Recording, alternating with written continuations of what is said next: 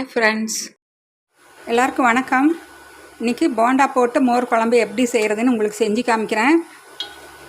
என்னுடைய சேனலில் முதல் முறையாக பார்க்குறவங்க சப்ஸ்கிரைப் பண்ணுங்கள். வீடியோ ஃபுல்லாக ஸ்கிப் பண்ணாமல் பாருங்கள்.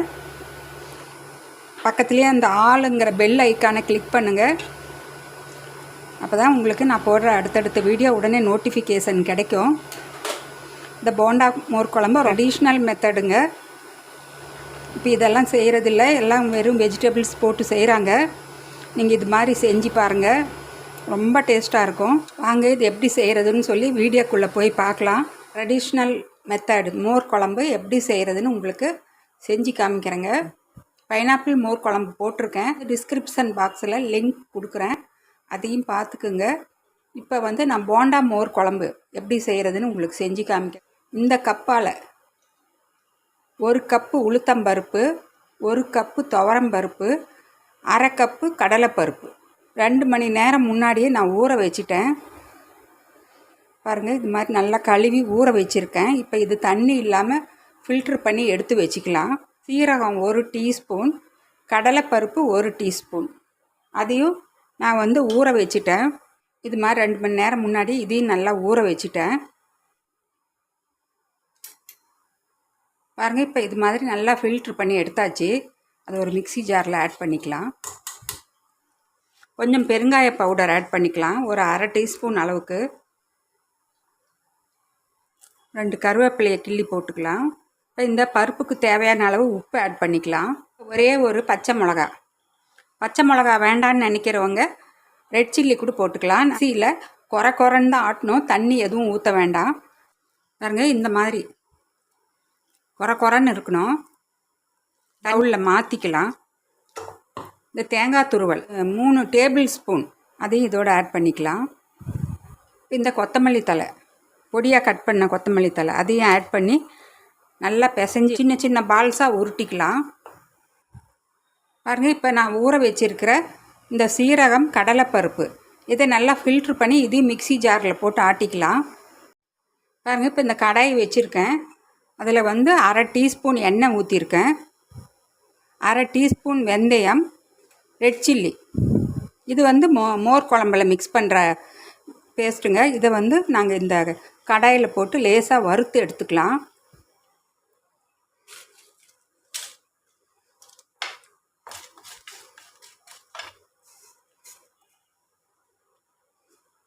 வெந்தயம் 1/2 டீஸ்பூன்.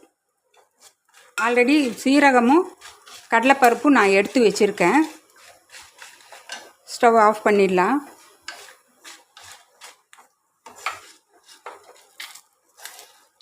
சீரகம், கடலைப்பருப்பு, வெந்தயம், ரெட் சில்லி இதை நான் நல்லா மிக்சியில் நல்லா நைஸாக ஒரு பேஸ்ட்டை அரைச்சி எடுத்துக்கிறேன். இதே கடாயில் நாங்கள் போண்டா போடுறதுக்கு ஆயில் ஊற்றி சுட வச்சுக்கலாம். ரெட் சில்லியும் அந்த வெந்தயம், சீரகம், கடலைப்பருப்பு நல்லா இது மாதிரி கொஞ்சமாக தண்ணி ஊற்றியே நாங்கள் அரைச்சிக்கலாம். பாருங்கள், இப்போ இந்த கடாயை வச்சு எண்ணெய் காய வச்சாச்சு. இந்த மாதிரி குட்டி குட்டி பால்ஸாக உருட்டி எடுத்துக்கலாம். அதை எண்ணெய் நல்லா காஞ்சிடுச்சு. சின்னதாகவே உருட்டிக்கலாங்க. அப்போ தான் மோர் குழம்புல போட்டால் சீக்கிரமாக ஊறி நல்லா டேஸ்ட்டாகவும் இருக்கும். இந்த மோர் குழம்போட ஃப்ளேவரெல்லாம் இந்த போண்டாக்குள்ளே இறங்கி.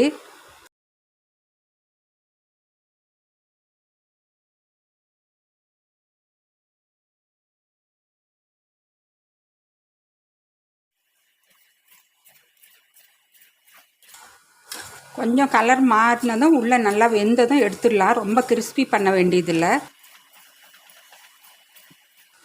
இந்த போண்டா நீங்கள் வெறுமனே கூட சாப்பிடலாம், நல்லா டேஸ்ட்டாக இருக்கும், கிறிஸ்பியாகவும் இருக்கும்.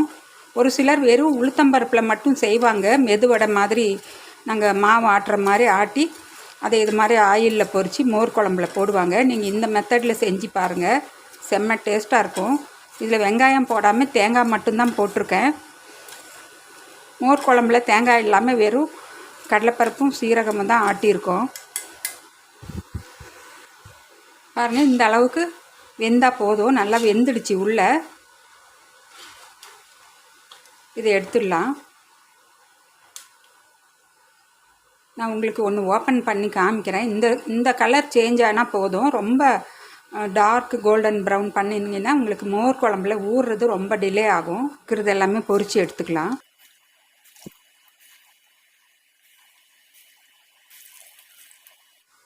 உங்களுக்கு ஒன்று ஓப்பன் பண்ணி காமிக்கிறேன். இதிலிருந்து நல்லா கிறிஸ்பியாக இருக்குது பாருங்கள். நல்லா வெந்திருக்கு பாருங்கள் உள்ள. இது நீங்கள் தனியாகவே கூட அப்படியே சாப்பிட்லாம். அதுவும் நல்லா டேஸ்ட்டாக இருக்கும். இதுவும் பாருங்கள் கலர் சேஞ்ச் ஆகிடுச்சு. எடுத்துடலாம். இப்போ ஸ்டவ்வை ஆஃப் பண்ணிவிட்டு இந்த போண்டாவையும் நல்லா எடுத்துடுறேன். வெங்காயம் வேணுங்கிறவங்க இதில் குட்டி குட்டியாக கட் பண்ணி நீங்கள் ஆட் பண்ணிக்கலாம். அதுவும் நல்லா டேஸ்ட்டாக தான் இருக்கும். தேங்காய் போட்டாலே உள்ளே நல்லா சாஃப்ட்னஸ் கொடுக்கும், மேலே நல்லா கிறிஸ்பியாக இருக்கும். இப்போ இந்த மோர் குழம்புக்கு எப்படி செய்கிறதுன்னு உங்களுக்கு காமிக்கிறேன். போண்டா ரெடி ஆகிடுச்சி பாருங்கள். இப்போ தயிர் எடுத்து வச்சுருக்கேன். ஒரு ஃபுல்லாக 200 ml தயிருங்க. பெரிய கிளாஸ் நிறையா தயிர், கட்டி தயிர். அதை நல்லா இது மாதிரி கடைஞ்சி ஒரே மாதிரி பண்ணிக்கலாம். புளிப்பு ரொம்ப புளிப்பாகவும் இல்லாமல் ரொம்ப சப்புன்னு இல்லாமல் மீடியமாக இருக்கணும்.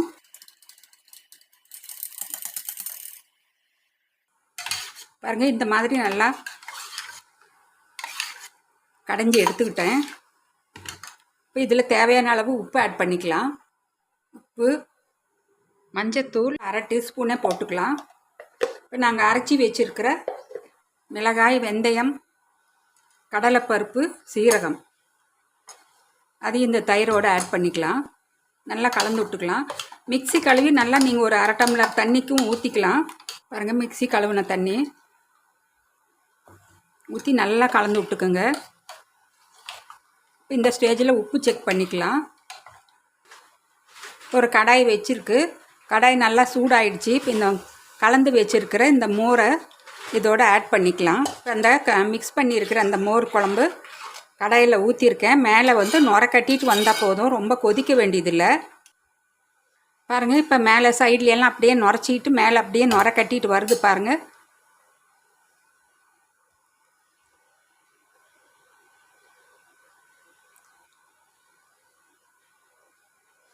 இப்போ நான் ஸ்டவ் ஆஃப் பண்ணிடுறேன். இப்போ நாங்கள் பொரித்து வச்சுருக்கிற அந்த போண்டாவையெல்லாம் இந்த மோர் குழம்புல ஆட் பண்ணிக்கலாம்.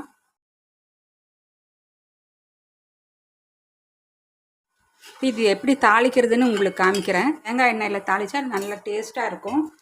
நீங்கள் வேண்டான்னு நினைக்கிறவங்க நீங்கள் உங்கள் பிரியம் எதில் வேணும், எந்த ஆயில் வேணால் நீங்கள் ஆட் பண்ணிக்கலாம். தேங்காய் எண்ணெய் ஊற்றியாச்சு. தாளிக்கிறதுக்கு 1/2 டீஸ்பூன் சீரகம், 1/2 டீஸ்பூன் கடுகு, சின்ன பீஸ் 1 இன்ச்சு இந்த அளவுக்கு இஞ்சியை சுத்தம் பண்ணி நல்லா தட்டி வச்சுருக்கேன். கொஞ்சம் கருவேப்பிலை, ரெட் சில்லி, எங்கள் காரத்துக்கு தகுந்த மாதிரி ரெட் சில்லி எடுத்து வச்சுக்கலாம். இது தாளிக்கிறது காமிக்கிறேன் பாருங்கள். எண்ணெய் காஞ்சிடுச்சு.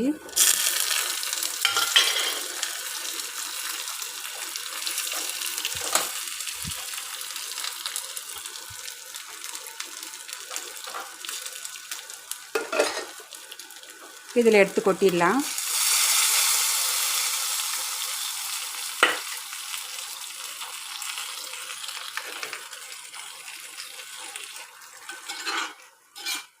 அவ்வளோதாங்க, சிம்பிளாக மோர் குழம்பு ரெடி ஆகிடுச்சி. இது மேலே நாங்கள் ஃப்ரெஷ் லீவ்ஸ், கொத்தமல்லி, கருவேப்பிலையை கிள்ளி போட்டுக்கலாம்.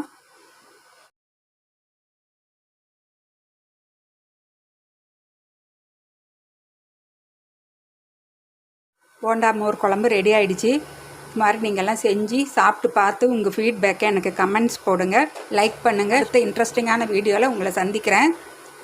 பாய்.